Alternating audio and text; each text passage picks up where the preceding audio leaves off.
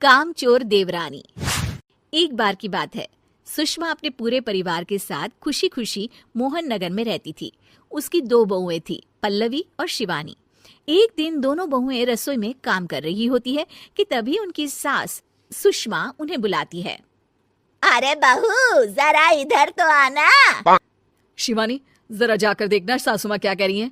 दीदी आप ही देख लो ना जाकर, आपको भी तो सुनाई दे रहा है। अरे मैं आटा गूंद रही हूँ ना, तुम चली जाओ। हाँ तो मैं भी तो सब्जी काट रही हूँ ना दीदी। अरे बहू जल्दी आओ। ओफो, ये तो जाएगी नहीं। मैं ही जाकर देखती हूँ कि क्या करना है। पल्लवी सुषमा के कमरे में जाती है। जी मम्मी जी, क्या हुआ? शाम को घर पर कुछ मेहमान आने वाले हैं, तो तुम अच्छा सा खाना बना लेना बहू। ठीक है मम्मी जी, आप बता दीजिए क्या क्या बनाना है और कितने लोग आ रहे हैं। सुनील की मौसी जी और उनका पूरा परिवार आ रहा है। कुल मिलाकर 3 लोग और हमें मिलाकर हुए 9 लोग। तो अभी से ही तैयारी करना शुरू कर दो। और हाँ, घर की सफाई भी कर देना, हाँ अच्छे से। जी मम्मी जी, सब काम हो जाएगा, आप चिंता मत कीजिए। पल्लवी शिवानी को घर में मेहमान आने वाले हैं इसके बारे में बताती है। क्या 9 लोगों का खाना बनाना होगा, घर की सफाई करनी है? बाप रे, सासू माँ ने तो हमें घर की नौकरानी ही समझ कर रखा है। ऐसा नहीं बोलते शिवानी, हम इस घर की बहू हैं और घर के काम करना हमारा फर्ज है। दीदी तो है ही सासू माँ की चमची, जब देखो सासू माँ सासू माँ। मैं तो इतना सारा काम नहीं करने वाली। शिवानी कपड़े लेकर गमला साफ कर रही होती है और चक्कर आने का नाटक करने लगती है। मेरा सर चकरा रहा है। तभी वहां पल्लवी और सासू माँ जाते हैं।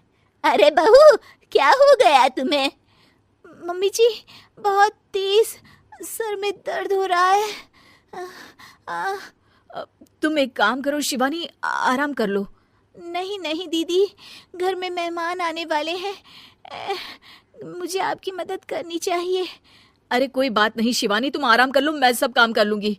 ठीक है दीदी, अगर आप इतना कह रही हैं तो आराम कर लेती हूँ। शिवानी आराम से अपने कमरे में मैगजीन पढ़ रही होती है। इससे कहते हैं आराम की जिंदगी। इतना सारा काम।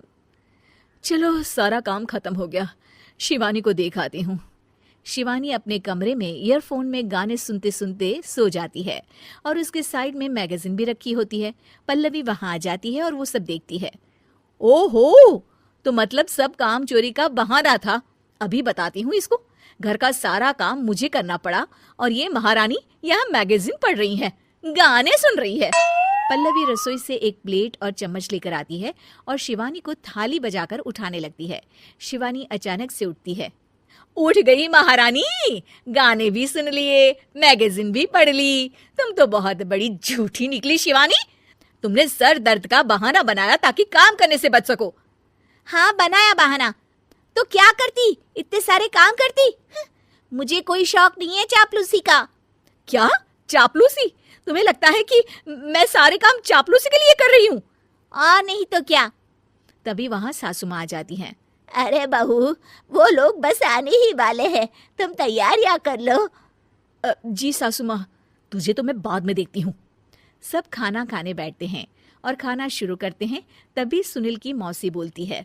वाह भाई वाह, खाना तो बहुत ही अच्छा बना है सुषमा जी, एक एक चीज में क्या स्वाद है। ये सुनकर शिवानी मुंह बना लेती है। उसे अपनी जेठानी की इतनी तारीफ रास नहीं आती। आपकी बहुएं तो बहुत ही अच्छा खाना बनाती हैं। हाँ बनाती तो दोनों ही अच्छा है, पर आज ना ये सारा खाना बड़ी बहू ने बनाया है।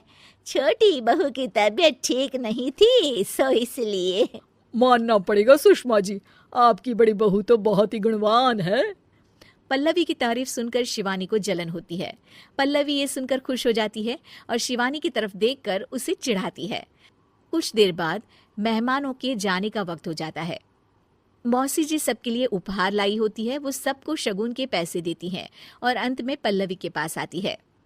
तुम्हारे लिए शगुन का लिफाफा तो है ही, पर बहू तुम्हें एक और उपहार भी मिलेगा इतना अच्छा खाना बनाने के लिए।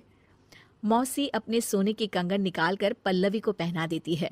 ये लो, ये मेरे मनपसंद कंगन है, अब से ये तुम्हारे हुए। धन्यवाद मौसी जी। ये देखकर शिवानी तो पूरी तरह से जल जाती है और गुस्से से रसोई में चली जाती है। तभी वहां पल्लवी आ जाती है और उसे अपने कंगन दिखाने लगती है। देवरानी जी, अब आपका सर दर्द ठीक तो है ना? मुझे लगता है कि अब सर दर्द शुरू हो गया होगा आपका।